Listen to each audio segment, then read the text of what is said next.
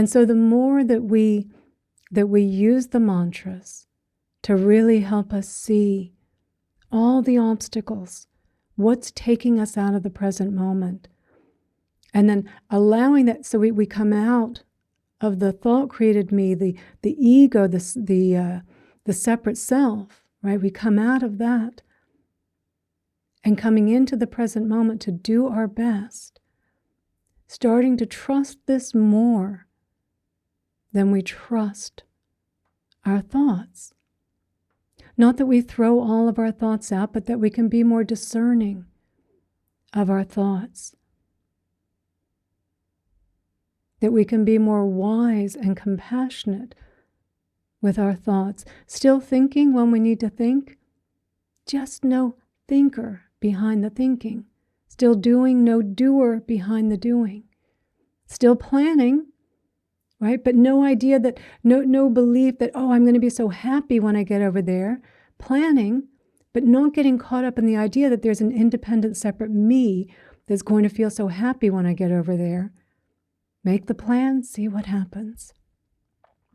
So really using the mantras in a way to help us break out of the habit of living in the thought-created me, getting attached to the thought-created me, and really seeing how much of the thought-created me, the ego, thrives in the psychological pressure of time, to be able to identify that more.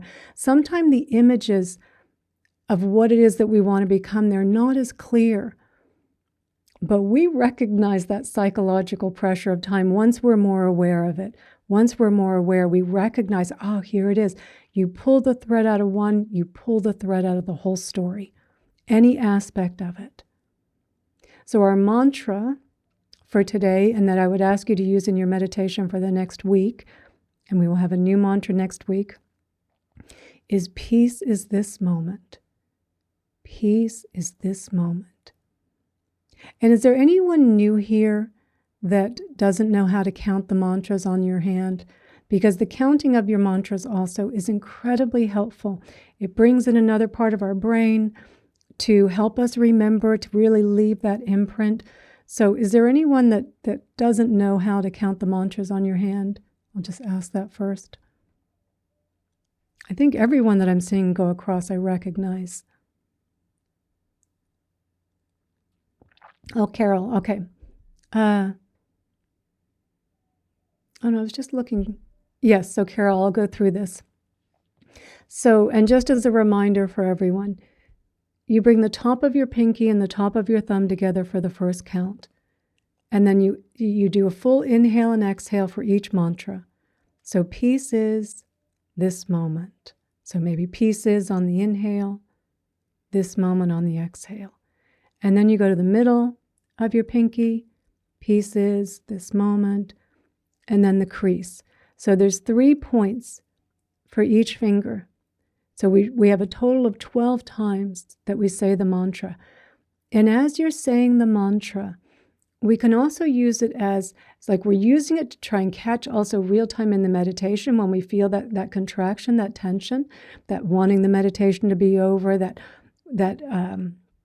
wanting to get to the next thing, right? And peace is this moment, right? So it kind of we break out of the psychological pressure of time, and again, just kind of holding our attention here in a more softer way, in a more gentle way, as the words keep guiding us. It's peace is this moment. Peace is this moment. Remember, we have been telling ourselves our whole lives that peace is in the next moment. So now we're finally saying something that's true. Yeah, peace is in this moment. Doesn't mean we can't think in this moment. Doesn't mean that we can't act in this moment. Doesn't mean we can't plan in this moment. Of course, we can do all of these things, but without this monkey on our back that's always getting us to rush through this moment into the next moment, believing that our happiness is over there. So not forsaking this moment for the next moment, because there is nothing on the other side of this moment. It will just be the present moment again. And if we're always training for the next moment, then we will never know how to live in the present moment. We will never know the peace that is here in the present moment.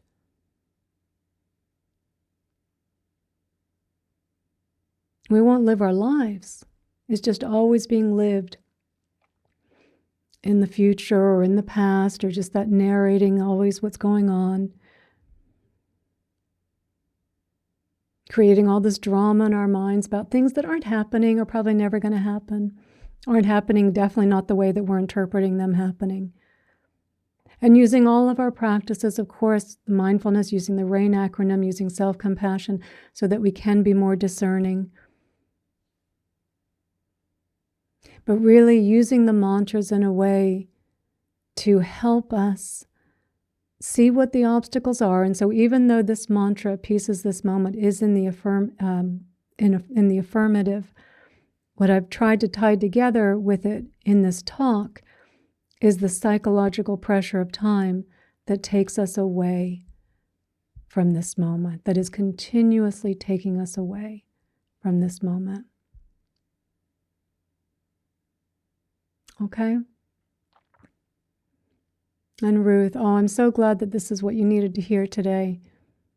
Struggling, trying to find some solid ground, which you know doesn't exist, right?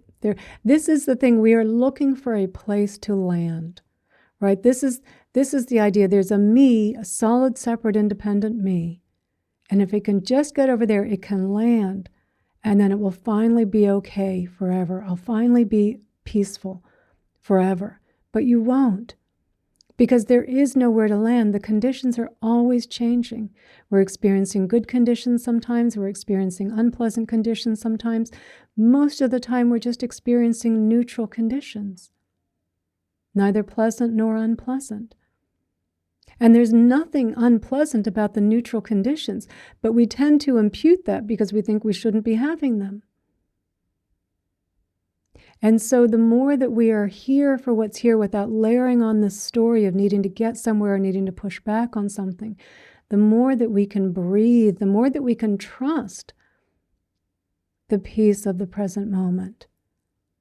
The peace that is our true nature, the peace that is the absence of the chasing and the resisting, of the desire and the aversion, the wanting, the not wanting. Not that it's okay to say you want to do something, you want to progress in your job, you want to go on a holiday, like no problem.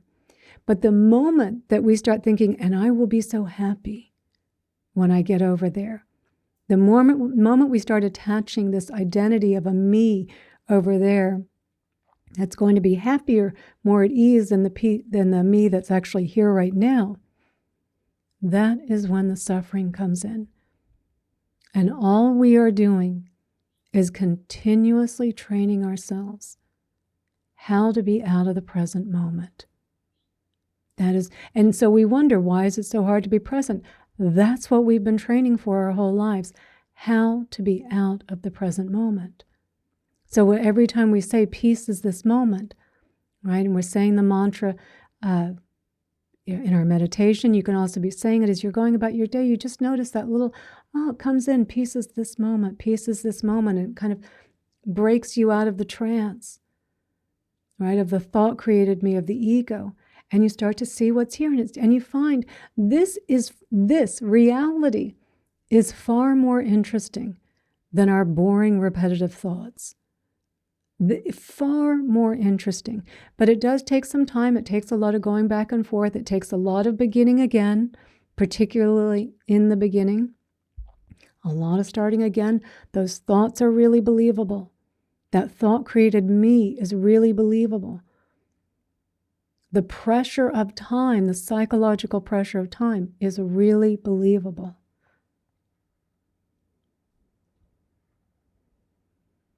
So that's why we use the mantras in our meditation, leaving those imprints so that each of us can see for ourselves in real time.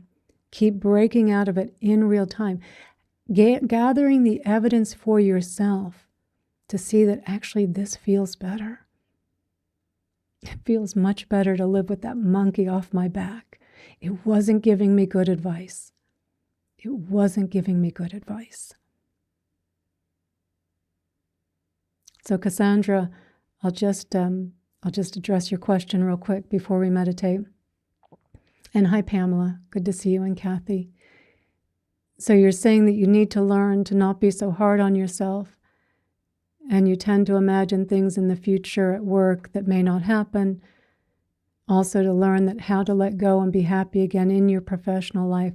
Yeah, and it's one moment at a time. So don't add an additional pressure by this. Don't take this talk to be like, oh, I've got to do this. We're just doing it in this moment. You just catch it in this moment. Don't make this some big mountain thing, something else to do in kind of a big, overwhelming way. It's just in this moment. You catch yourself doing it. Maybe it's the chasing, so you're saying on your work, maybe it's the chasing I'm going to be successful. I'm chasing the promotion. I'm chasing the next bonus. I'm resisting the problem that I think is going to happen. And if I can just get to the other side, I'll be happy. So each time you notice it, no matter where you notice it, whether it's the chasing, the resisting, the judging, the psychological pressure of time, because remember, there's a lot of overlap with the mantras, right? We can be resisting something that's happening while judging ourselves at the same time, while narrating it at the same time and feeling the psychological pressure at the same time. But all you need to do is catch one thread, whatever thread comes up, and you can pull the thread out of the whole story. And in that moment, you're here. And now, you were lost, and now you're here. Okay. Wow, what's here? What's happening right now? There's a problem. There's something to be taken care of, maybe at work. Okay. And you're doing it, but not with this, oh my God, I'm going to be so happy when this is over. It's just, this needs to be taken care of. Not with, oh, how is this going to reflect back on me? Just, keep noticing it. Yeah. Breathe. Be mindful. Be here. And then you get a little lost again and just begin again. And begin again, and begin again, and begin again. So use the mantras. Cassandra, I really do encourage, use the mantras. They are so incredibly helpful at leaving that imprint so that we catch it real time. And we gain the evidence for ourselves. So this isn't something monumental to think about, that this is some other race to get somewhere. It's just in the moment that you catch it, right? So we do our practice, we do our daily practice, we leave the imprints, we're catching it real time in that moment. No beating ourselves up, no judging ourselves for it, because these are simply the conditions. We're all doing it. You're not alone, Cassandra. We're all doing it. We're all doing it. These are the conditions of our culture, of our time, of our society. We're all doing it. So it's not to berate ourselves because we're doing it. It's just simply to catch it. There was the judging. There it was. Peace is not judging, right? And then the class from Peace is not judging comes back, right? And the mantra. So as we've been doing these, and as I said at the end of the class with the 5th mantra, Peace is not narrating, to then just do one mantra each day. But as we do this class, I am going to say to do this mantra for the next week in your meditation. But then once we've gotten through the next 2 mantras too, again, just it's one mantra each day to keep doing it. And you can just spend, 3-4 minutes in the beginning of your meditation, just counting out the mantras. Maybe you just do 2 rounds, 24 times of saying it, and then your attention is on the breath, or you're doing more open awareness, whatever your foundation meditation practice is. And I hope that everyone is doing a foundation practice, that we're not just flip-flopping all over the place. But whatever it is that your foundation practice, you can just add in a couple rounds of the mantra beforehand, leave that imprint, see how that has an effect on your meditation, on helping you to catch the obstacles, the hindrances in your meditation. Okay, so Cassandra, it's not some big thing to get to. It's just in this moment to catch it. And then we begin again. And when we begin again, it's with a clean slate.